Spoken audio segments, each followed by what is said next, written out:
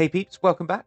Today I'm stepping up for my first ever game review on the channel and we're diving into a title that's been sitting on my backlog for way too long.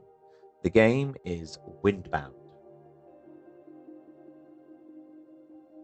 I actually grabbed Windbound ages ago during one of epicgames' weekly free giveaways. Seriously, if you're not checking those out, you're missing out.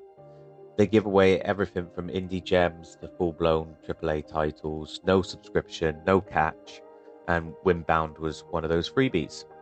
And the moment I saw the art style, which is very Breath of the Wild inspired, I knew I had to try it out. Windbound is a survival adventure game where you play as a character called Kara, a warrior separated from her tribe after a brutal storm. You wash up on the Forbidden Islands with nothing but determination and have to craft, hunt, explore, and most importantly, build boats to sail between said islands. Each chapter has you exploring a cluster of islands, gathering resources, upgrading your vessel, fighting creatures, and uncovering the mysteries of the ancient ruins scattered across the archipelago. It's a mix of open sea exploration, light combat, crafting, and environmental puzzle solving.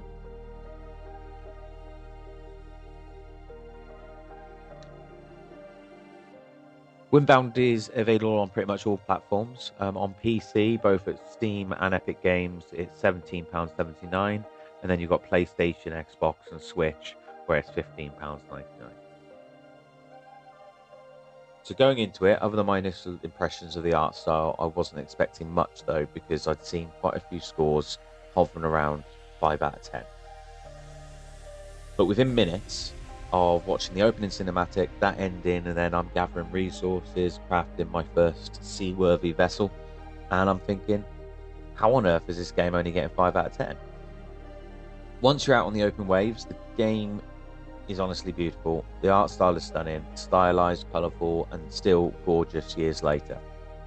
Sailing with the wind at your back, your sail loose, and the ocean stretching out in front of you, bliss, pure bliss. Combat also surprised me. You got dodges, parries, lunges, and a decent variety of enemies with different attack patterns. Crafting stronger weapons as you progress feels rewarding, and the challenge wraps up rather nicely. But let's talk about the wind. Obviously, it's in the title, because oh boy, the wind. It feels like 80% of the time the wind is blowing directly at your face, and when sailing is such a huge part of the game, that becomes a real slog.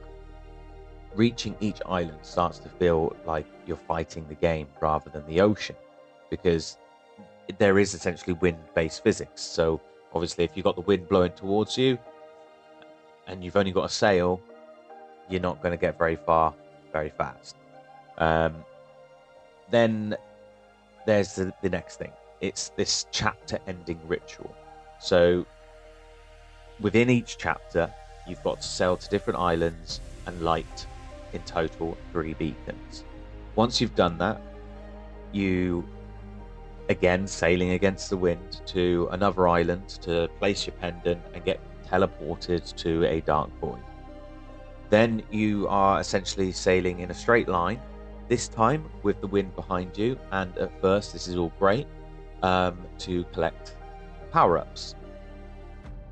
The first couple of times it's cool, it's atmospheric, it's great, but then you start to realize by the third time it's the same thing.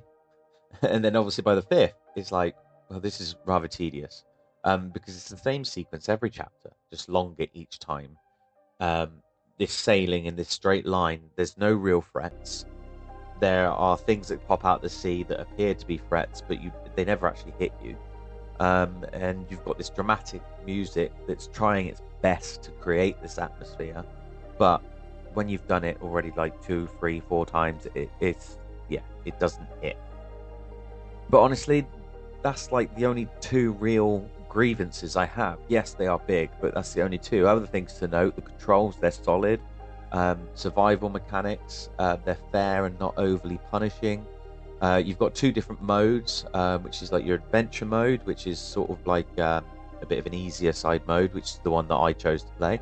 And then you've got a survival mode, which really does go into like this Souls-like kind of thing where, you know, if you die, you get transported back, you lose pretty much everything, and you've got to start again kind of thing. If I'd played the survival mode, I think my score would have been a bit different.